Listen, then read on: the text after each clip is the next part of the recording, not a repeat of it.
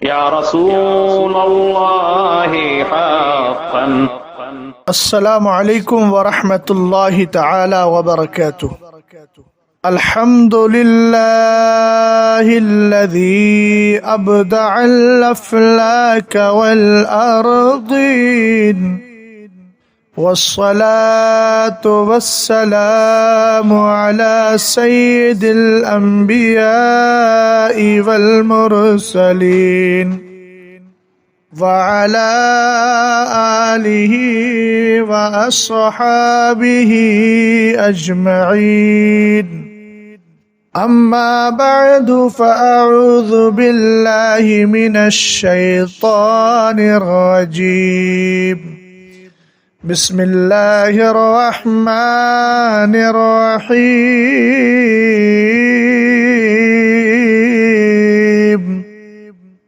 رضي الله عنهم ورضوا عنه آمنت بالله صدق الله العظيم.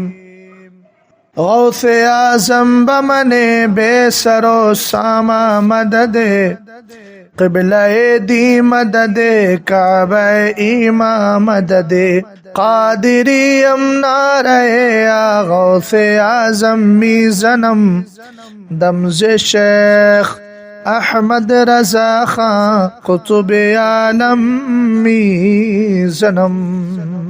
حضرات، سرکار دو عالم نور مجسم رحمت عالم صلی اللہ تعالی علیہ وسلم کی بارگاہ میں محبت کے ساتھ درود و سلام. اللہ رب محمد صلی اللہ علیہ وسلم نحن عباد محمد صلی اللہ علیہ وسلم صلاۃ و سلام علیک یا رسول اللہ صلی اللہ تعالی علیہ وسلم. آج کا یہ دن حضرت سیدنا خلیفہ ثالث عثمان غنی ذو النورین رضی اللہ تعالی عنہ کی شہادت کا دن ہے، یعنی 18 ذی الحجہ. حضرت عثمان غنی رضی اللہ تعالی عنہ یہ ان 4 صحابہ اکرام میں سے ایک ہیں کہ جن کو اللہ رب العزت نے انبیاء علیہم السلام کے بعد سب سے بڑا مقام اور سب سے بڑا مرتبہ عطا فرمایا ہے. اعلیٰ حضرت امام اہل سنت الشاہ امام احمد رضا خان فاضل بریلوی رضی اللہ تعالیٰ عنہ اس ذات پاک کی بارگاہ میں محبتوں کا خراج پیش کرتے ہوئے عرض کرتے ہیں: در منصور قرآن کی سلک بہی، در منصور قرآن کی سلک بہی، زوج دو نور عفت پہ لاکھوں سلام.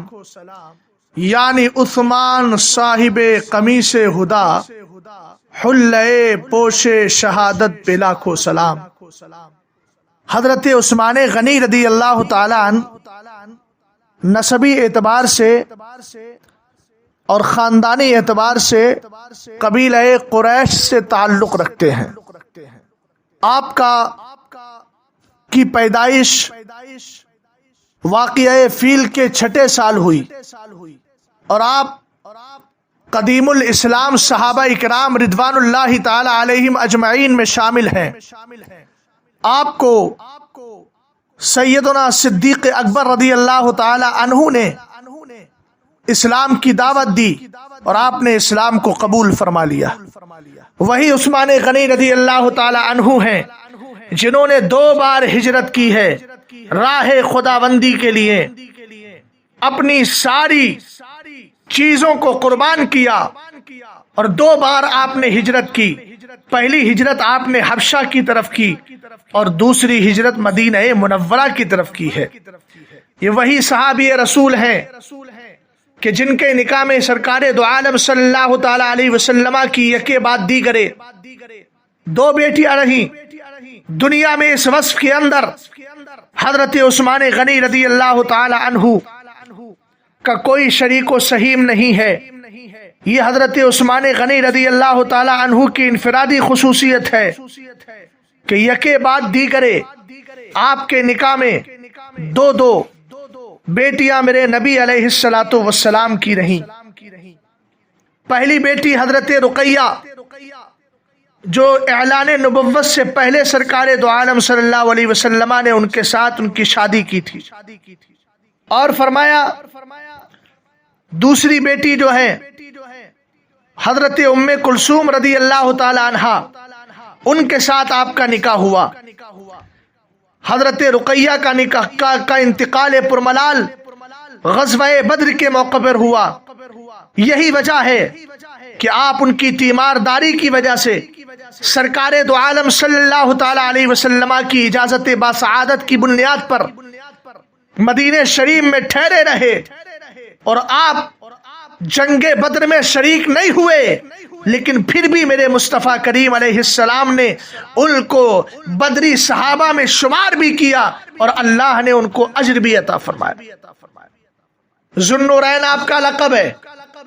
اس کی ایک وجہ یہ ہے کہ چونکہ سرکار دو عالم صلی اللہ تعالی علیہ وسلم کی پیاری بیٹی حضرت رقیہ پہلے نکاح میں آئی تو ایک نور مصطفیٰ ان کو مل گیا۔ ان کے بعد دوسری بیٹی آپ کے نکاح میں آئی حضرت ام کلثوم رضی اللہ تعالی عنہا، تو دوسرا نکاح آپ کو مل گیا۔ تو اس طریقے سے آپ ذو النورین کہلائے ہیں۔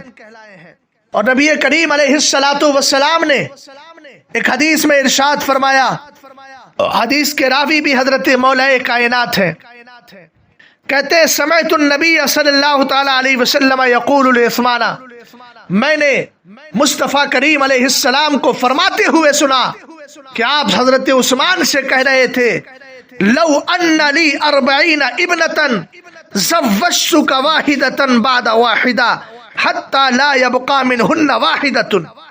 فرمایا عثمان غنی، اگر میری 40 بیٹیاں بھی ہوتی تو میں یکے بعد دیگرے ہر ایک کو تمہارے نکاح میں دے دیتا۔ یعنی اگر 40 بیٹیاں محمد عربی کی ہوتی، ایک بیٹی کا انتقال ہوتا، دوبارہ پھر کر دیتے، پھر دوسری بیٹی کو ان کے نکاح میں کرتا، پھر اگر انتقال ہوتا، اسی طریقے سے اگر سلسلہ 40 تک جاتا تو سرکار دو عالم فرما رہے ہیں کہ میں کسی بیٹی کو روکتا نہیں، بلکہ یکے بعد دیگرے تمہارے نکاح میں دے دیتا۔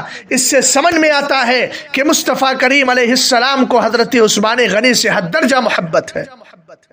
یہیں سے بدعقیدہ راوسی جن کا مشن اور طریقہ یہ ہے کہ حضرت مولا کائنات کو خلیفہ بلا فصل کہتے ہیں، عقیدہ اہل سنت کو مسمار کرنے کی ناپاک اور ناجائز کوششیں کرتے ہیں اور بے سود کوششیں کرتے ہیں۔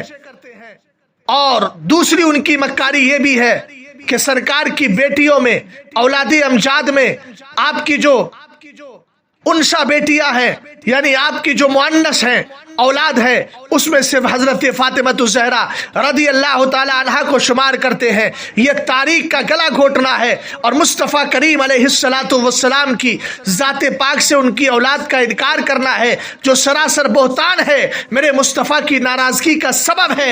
اس لیے یہ بات ذہن میں رہے، مصطفیٰ کریم علیہ السلام کی ایک بیٹی حضرت سیدہ رقیہ ہے، دوسری بیٹی حضرت ام کلثوم ہے، تیسری بیٹی حضرت زینب ہے، اور سب سے چھوٹی بیٹی مخدومہ کائنات سیدتنا فاطمہ الزہرا رضی اللہ تعالی عنہا ہے۔ تو سرکار نے ارشاد فرمایا اگر 40 بیٹیاں ہوتی تو یکے بعد دیگرے ہر بیٹی کو عثمان تمہارے نکاح میں دے دیتا۔ کون ہے حضرت عثمان غنی؟ وہی ہے کہ 10 لوگوں کو جن کو سرکار علیہ السلام نے جنت کی بشارت دنیا میں سنائی تھی، میرے امام کہتے ہیں وہ 10 جن کو جنت کا مستہ ملا، اس مبارک جماعت پہ لاکھوں سلام، انہی میں سے ایک ہے حضرت عثمان غنی رضی اللہ تعالیٰ عنہ۔ ان 6 حضرات میں سے ایک ہے کہ جب سرکار دنیا سے تشریف لے کر گئے تو ان 6 سے راضی تھے، اور اس صحابہ میں سے ایک ہے جنہوں نے قرآن کی جمع و تدوین کی ہے۔ حضرت عثمان غنی رضی اللہ تعالیٰ عنہ کا ایک مقام و مرتبہ یہ بھی ہے کہ جس طرح میرے نبی علیہ الصلوۃ والسلام نے مولا کائنات سیدنا علی المرتضیٰ کرم اللہ وجہ الکریم کو ایک موقع پر مدینہ شریف میں اپنا خلیفہ بنا کر کے چھوڑا تھا. حضرت عثمان غنی رضی اللہ تعالیٰ عنہ کو بھی یہ شرف حاصل ہے کہ سرکار علیہ الصلوۃ والسلام نے غزوہ ذات الرقاع اور غزوہ غطفان، یہ دو موقع ایسے ہیں ابن سعد کی روایت کے مطابق کہ سرکار دو عالم نے اپنا نائب مدینہ شریف میں حضرت عثمان غنی رضی اللہ تعالیٰ عنہ کو بنا کر کے بھیجا. آپ حضرات یہ بھی جانتے ہیں کہ حضرت عثمان غنی رضی اللہ تعالیٰ عنہ کو جب میرے نبی علیہ الصلوۃ والسلام نے صلح حدیبیہ کے موقع پر بھیجا تھا، اپنا قاصد بنا کر کے بھیجا تھا مکے والوں کی طرف، جس کو بیعت رضوان کا نام دیا جاتا ہے، وہاں پر بیعت ہوئی تو سرکار دو عالم صلی اللہ تعالی علیہ وسلم نے اپنے ایک دستے پاک کو اپنا ہاتھ قرار دیا اور دوسرے کو حضرت عثمان غنی کا، اور اس طریقے سے میرے نبی علیہ السلام نے حضرت عثمان غنی کو بیعت کیا. یہ وہی حضرت عثمان غنی رضی اللہ تعالی عنہ ہے کہ جنہوں نے میرے نبی علیہ الصلوۃ والسلام کی بارگاہ میں غزوہ تبوک کے موقع پر، جس کو ہم جیش الاسرہ بھی کہتے ہیں، جیش الاسرہ اس کو اس لیے کہا جاتا ہے، اسرہ کا معنی تنگی ہوتا ہے. جب غزوہ تبوک واقع ہونے والا تھا تو مسلمانوں کی مالی حالت بہت پست تھی، جنگی ساز و سامان کی کمی تھی. حضرت عثمان غنی رضی اللہ تعالی عنہ کو تو اللہ نے کمال دیا تھا، مالداری حد درجہ عطا فرمائی تھی. امام ترمذی حضرت انس سے حاکم عبد الرحمن ابن سمرہ سے روایت کرتے ہیں کہ جا عثمان الی النبی صلی اللہ تعالی علیہ وسلم ب1000 دینار حین جہز جیش العسرہ فنصرها فی حجری. حضرت عثمان غنی مصطفیٰ کریم علیہ السلام کی بارگاہ میں 2-4 دینار نہیں 1000 دینار لے کر کے آئے. جب سرکار دو عالم صلی اللہ علیہ وسلم غزوہ تبوک کے لشکر کی تیاری کر رہے تھے، لا کر کے میرے نبی علیہ السلام کے سامنے ڈال دیا. فجعل رسول اللہ صلی اللہ علیہ وسلم یقلبها، تو سرکار ان دیناروں کو الٹ پلٹ کرنے لگے اور کرتے کرتے فرما رہے تھے ما در عثمان ما عمل بعد اليوم، فرمایا آج کے بعد اگر عثمان ایک بھی نیک کام نہ کرے تب بھی عثمان کے لیے کوئی نقصان کی بات نہیں. یہ جملہ ایک بار نہیں بلکہ 2 بار فرمایا. اس کا مطلب یہ ترغیب کے طور پر نہیں تھا کہ تم برائی کی طرف چلے جاؤ. وہ تو حضرت عثمان غنی ہے، اگرچہ معصوم عن الخطا نہیں مگر محفوظ عن الخطا ہے. وہ تو وہ ہے جن کی حیا اور شرم پر میرے مصطفیٰ کریم کو بھی ناز ہے. مگر زمانے والوں کو بتانا تھا کہ عثمان کی یہی نیکی اللہ کی بارگاہ میں اتنی قبول ہو گئی کہ اگر کوئی دوسری نیکی نہ بھی ہو تب بھی عثمان غنی کو آخرت کی کوئی فکر نہیں ہے. وہ غور کریں جو حضرت عثمان غنی کے خلاف بکواس کرتے ہیں، وہ غور کریں جو حضرت عثمان غنی رضی اللہ تعالیٰ عنہ کے خلاف بھونکتے ہیں. ان کو سوچنا چاہیے اگر تم کلمہ مصطفیٰ پڑھتے ہو تو سرکار دو عالم صلی اللہ علیہ وسلم کی ان حدیثوں کو گوش گزار کرو. میں جو کچھ بول رہا ہوں یہ سب تاریخ الخلفاء علامہ جلال الدین سیوطی کے حوالے سے گفتگو کر رہا ہوں. حضرت عثمان غنی رضی اللہ تعالی عنہ نے 12 سال خلافت کا بوجھ سنبھالا اور بڑی زبردست انداز میں آپ نے الحمدللہ فتوحات حاصل کی. بہت ساری فتوحات آپ کے زمانے میں حاصل ہوئی. حضرت عثمان غنی رضی اللہ تعالی عنہ کی فضائل میں بہت ساری حدیثیں ہیں. رسول کریم علیہ الصلوۃ والسلام نے ایک موقع پر جس کو امام بخاری اور امام مسلم نے حضرت ام المومنین عائشہ صدیقہ رضی اللہ تعالی عنہا کے حوالے سے ذکر کیا کہ ایک موقع پر میرے نبی علیہ السلام تشریف فرما تھے. آپ کا سطر نہیں کھلا تھا بلکہ روایتوں میں آتا ہے کہ آپ کی ساق مبارک سے کپڑا ہٹ گیا تھا.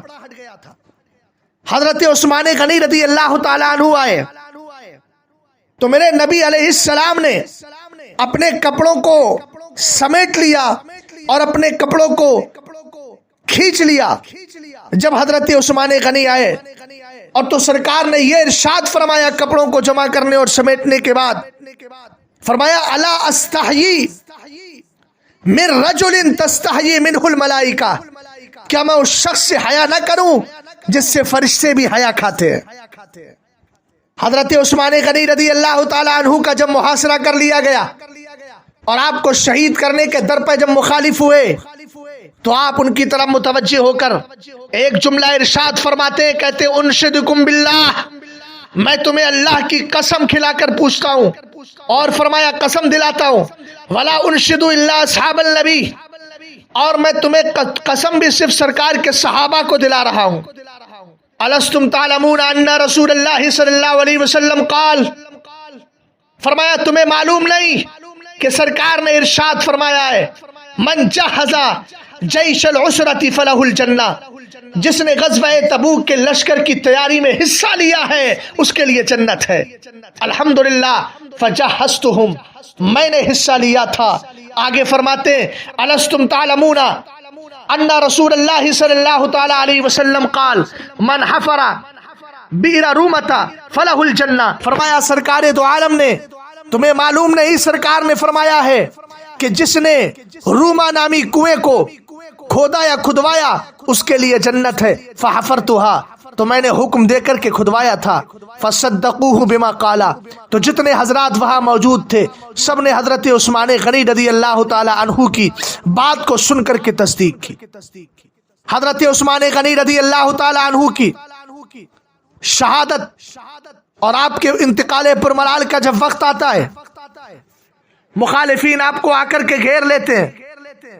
حضرت مولا کائنات رضی اللہ تعالی عنہ کو جب یہ خبر ملی تو آپ نے حضرت امام حسن و حسین سے کہا جاؤ عثمان کا دروازہ مت چھوڑنا، حضرت عثمان غنی کے دروازے پر کھڑے رہنا تاکہ انہیں کوئی گزند اور تکلیف نہ پہنچا دے۔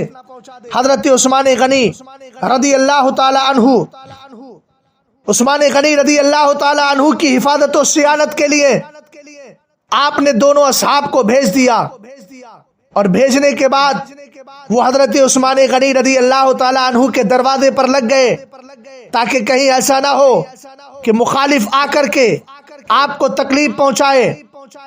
کہتے ہیں جب حضرت عثمان غنی رضی اللہ تعالی عنہ کی شہادت ہو گئی اور آپ پر جو تیر برسایا گیا اس کی وجہ سے خون اٹھ کر کے حضرت امام حسن کے چہرے پر آیا۔ جب یہ خبر امیر المومنین حضرت مولا کائنات رضی اللہ تعالی عنہ پر منکشف ہوئی، ان کو پتہ چلی، آپ پہنچے، اور پہنچنے کے بعد حضرت امام حسن امام حسین دونوں سے فرمایا کیف قتل امیر المومنین وانتم علی الباب، مجھے یہ جواب دو کہ امیر المومنین کو، اس امیر المومنین کے لفظ کو دیکھیے، غور کیجئے، یہ لفظ بتا رہا ہے عثمان غنی وہ ہیں جن کی امیر ہونے کو، جن کے خلیفہ ہونے کو حضرت مولا کائنات نے بھی تسلیم کیا ہے اور بعد انتقال بھی تسلیم کر رہے ہیں۔ کیف قتل امیر المومنین، فرمایا امیر المومنین کو شہید کیسے کیا گیا؟ وانتم علی الباب، جبکہ تم دونوں دروازے پر لگے تھے۔ روایت میں آیا ہے ورفع یدہ فلطم الحسن وضرب صدر الحسین، حضرت مولا کائنات رضی اللہ تعالیٰ عنہ جلال میں آتے ہیں اور آنے کے بعد اپنا ہاتھ اٹھا کر امام حسین کو ایک تھپڑ مارتے ہیں، اور حضرت امام حسن کے چہرے پر امام حسن رضی اللہ تعالیٰ عنہ کو تھپڑ مارتے ہیں، اور حضرت امام حسین کے سینے پر مارتے ہیں۔ یہ حضرت مولا کائنات رضی اللہ تعالی عنہ کا جلال اس لیے تھا کہ امیر المومنین خلیفہ برحق کو شہید کر دیا گیا تھا۔ یہ وہی دن تھا جس دن حضرت عثمان غنی رضی اللہ تعالی عنہ کو شہید کیا گیا، اور پھر آپ کو جنت البقیع میں دفن کیا گیا۔ آج بھی آپ کا مزار پاک لوگوں کو فیوز و برکات عطا فرماتا ہے۔ اللہ تعالی حضرت عثمان غنی رضی اللہ تعالی عنہ کے فیضان سے ہم سب کو مالا مال فرمائے، عقیدہ اہل سنت پر قائم رکھے۔ استغفر اللہ ربی من کل ذنب و اتوب الیہ۔ السلام علیکم۔